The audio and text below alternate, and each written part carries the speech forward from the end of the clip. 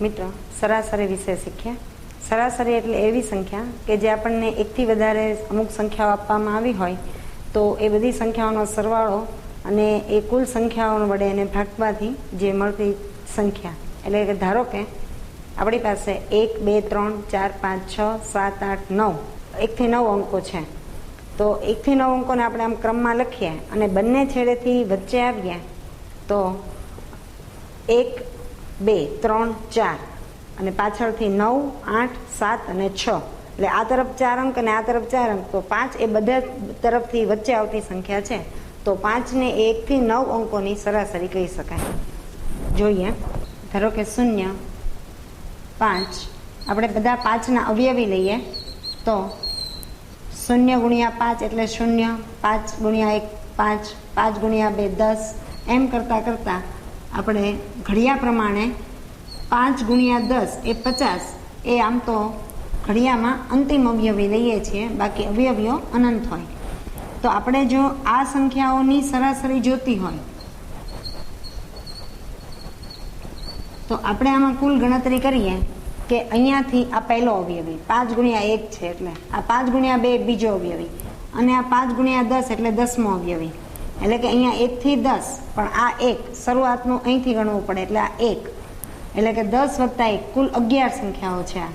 તો 11 સંખ્યાઓ એકી સંખ્યાઓ છે, એટલે એમાં આપણે 1થી 11, 1, 2, 3 એમ 11 સુધી જો લખીએ તો 1, 2, 3, 4, 5 અને આ 6, એવી જ રીતે 11, 10, 9, 8 અને 7, તો આપણે જો ગણીએ 1, 2, 3, 4, 5, આ 5 સુધી અહીંયા આવ્યું અને 6 એ છઠ્ઠું, અહીંયા 1, 2, 3, 4, 5 ને 6, એટલે કે પાછળ અને આગળ બંને તરફથી છઠ્ઠું છે 6 છે એ બરાબર વચ્ચે આવતું સ્થાન છે। તો આ જ રીતે આપણે આમાં આ 1, 5 ગુણ્યા 1, 5 ગુણ્યા 2 એમ 5 ગુણ્યા 5 એ 25, એટલે આ 1, 2, 3, 4, 5 અને આ 6, આ છઠ્ઠું સ્થાને 25 એ બંને તરફથી છઠ્ઠા સ્થાને આવતી સંખ્યા થાય, માટે 0 થી 50 સુધી તમામ જે સંખ્યાઓ છે એમાં બધામાં તફાવત સમાન છે। અહીં પણ તફાવત 5, અહીં પણ તફાવત 5, એમ દરેક બે સંખ્યા વચ્ચે તફાવત જ્યારે સમાન રહેતો હોય એવી સંખ્યાઓ હોય અને એ એકી નંબરે આપી હોય તો બંને છેડેથી મધ્યમાં આવતી જે સંખ્યા હોય એને તમે ગણતરી વગર કહી શકો કે એ આપેલી સંખ્યાઓની સરાસરી છે। આ જ જવાબ સરાસરીના સૂત્ર મુજબ જો તમે ગણશો તો એમાં તમારે આ રીતે લેવું પડે કે તમામ સંખ્યાઓનો સરવાળો, એટલે કે 0 વત્તા 5 વત્તા 10 વત્તા 45 વત્તા 50, તમામ સંખ્યાઓનો સરવાળો ભાગ્યા કુલ સંખ્યાઓ જે હોય એના વડે એનો ભાગાકાર। તો અહીં કુલ આપણી પાસે 11 સંખ્યાઓ છે, સરવાળાનો જવાબ મેળવી તમે 11 વડે ભાગાકાર કરો તો પણ જવાબ 25 જ આવે। આ જ રીતે જ્યારે સરખા અંતરે આપેલી સંખ્યાઓની સરાસરી મેળવવી હોય અને જો એ તમે આવી કંઈ ગણતરી કર્યા વગર કોઈ સાધનની મદદથી કરવી હોય તો મેજર ટેપની મદદથી પણ તમે આવી રીતે કરી શકો। આપણે આની ખાતરી કરીએ, મેજર ટેપમાં અહીં 0 છે, પછી 5, 10 એમ કરતાં કરતાં આપણને અહીં 50 મળશે।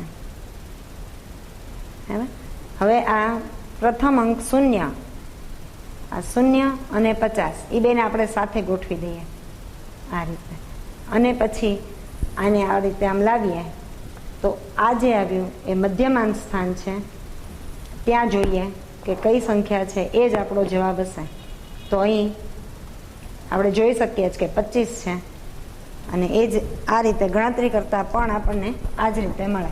એટલે સમાન અંતરે આપેલી સંખ્યાઓ માટે સરાસરી વખતે આપણે કોઈ ગણતરી કર્યા વગર પણ આસાનીથી આવી પદ્ધતિ દ્વારા સરાસરીનો જવાબ મેળવી શકીએ। પણ દરેક વખતે જરૂરી નથી કે સંખ્યાઓ વચ્ચે તફાવત સમાન હોય એવી જ આપવામાં આવે।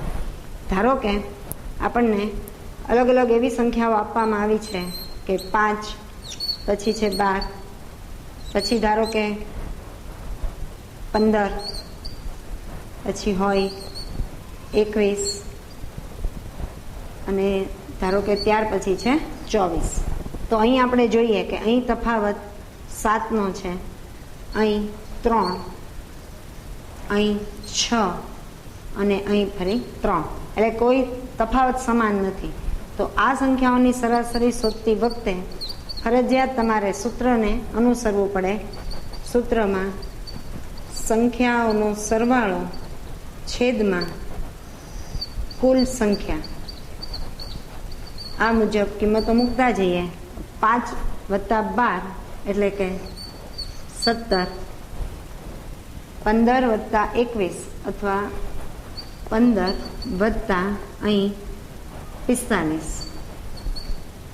છેદમાં 1, 2, 3, 4, 5. આપણને આપેલી સંખ્યાઓ 5 છે. તો હવે 5 ને 5 10 ને 7, 17 ના 7 બધી 1, 4 ને 2 6 ને 1 7, 77 છેદમાં 5, 5 × 5 27, 5 × 25, 2 વધ્યા હતા, પોઈન્ટ મૂક્યા પછી શૂન્ય મળતા 20 એટલે 5 × 20. તો આ રીતે 15.4 મળે. આ સંખ્યાઓ માટે આપણે આ રીતે કરીએ કે 5 થી 24 વચ્ચે લઈએ તો જરૂરી નથી કે હંમેશા 15.4 મળે. મોટે ભાગે તો નહીં જ મળે, કારણ કે તફાવત સમાન નથી.